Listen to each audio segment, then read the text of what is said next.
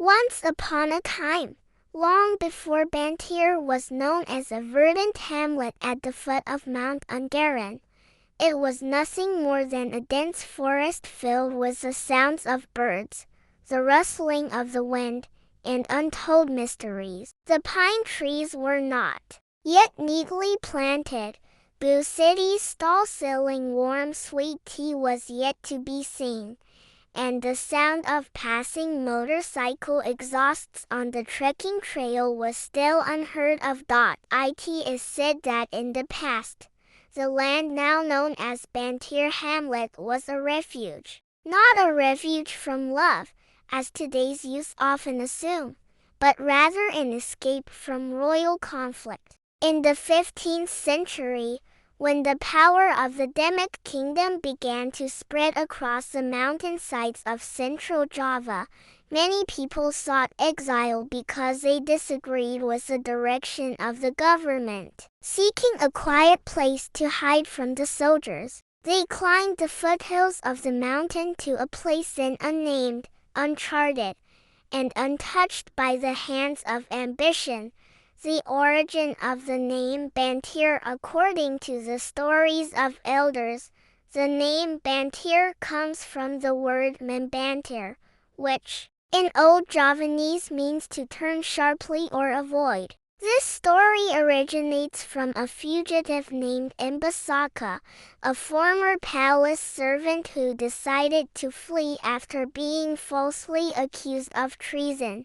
During his escape, he traveled through the forest, following the sound of long-tailed shrike-scented birds, chirping southwestward. In a misty, cold valley, his horse veered sharply to avoid a ravine, and the servant was saved. From then on, he named the place Bantir to mark his place of safety.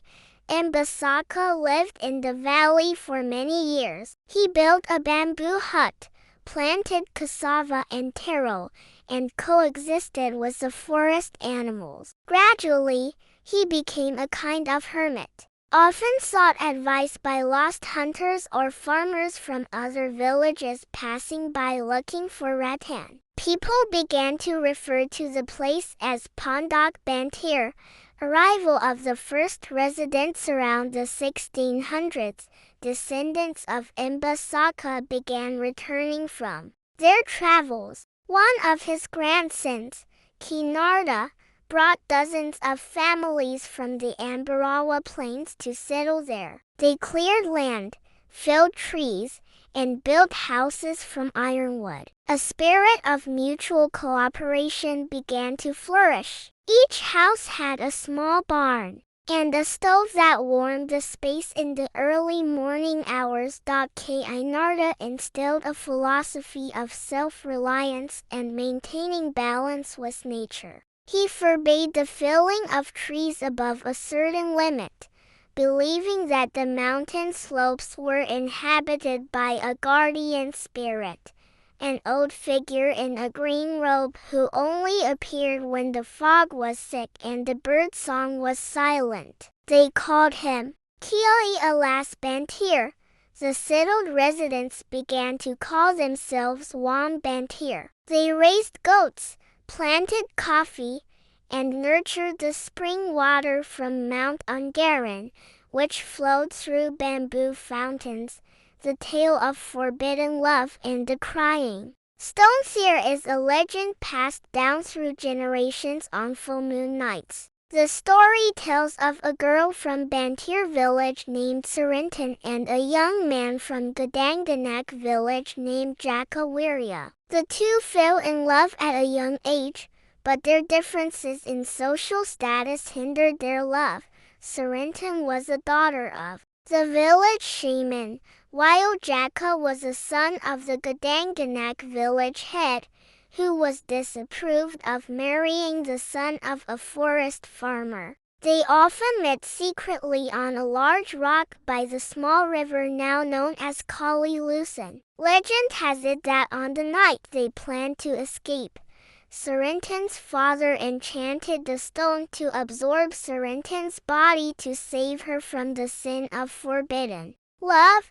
Jaka, arriving late, only found his lover's dress hanging from a bamboo branch, and the stone was said to still be wet, as if crying. To this day, the people of Bantir believe that the stone sometimes emits water like dew even during the dry season. They call it Surinton's weeping stone.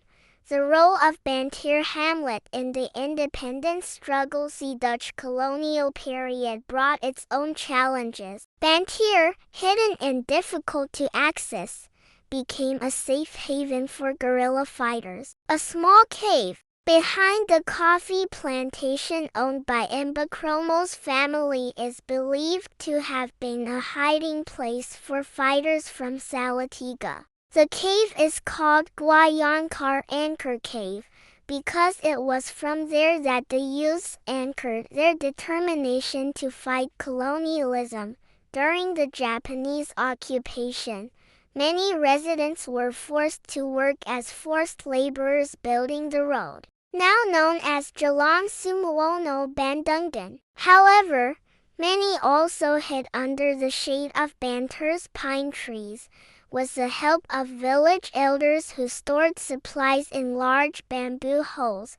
After independence, Bantir hamlet slowly developed. Roads were opened, electricity was provided, and coffee shops began to appear. Bu City Stall, now a favorite resting place for visitors, was once just a small tent selling tempeh mendoan fried tempeh and loose tt tubruk, the mystery of the Asri Valley and the fog-shrouded graveyard in the eastern slope of Bantir hamlet. There is a valley surrounded by pine trees and often shrouded in a thin mist. Locals call it Asri Valley, but few dare to spend the night there. According to legend, this is a burial place of ancestors who possessed advanced mystical powers. The graveyard is not a typical tombstone, but rather a standing stone embedded in the ground and marked by a small kapok tree. Legend has it that anyone who sleeps in the valley during the months of sorrow will dream of Kiai Alas Bantir, who will give them advice, but with one condition: they must not speak of the dream for the rest of their lives.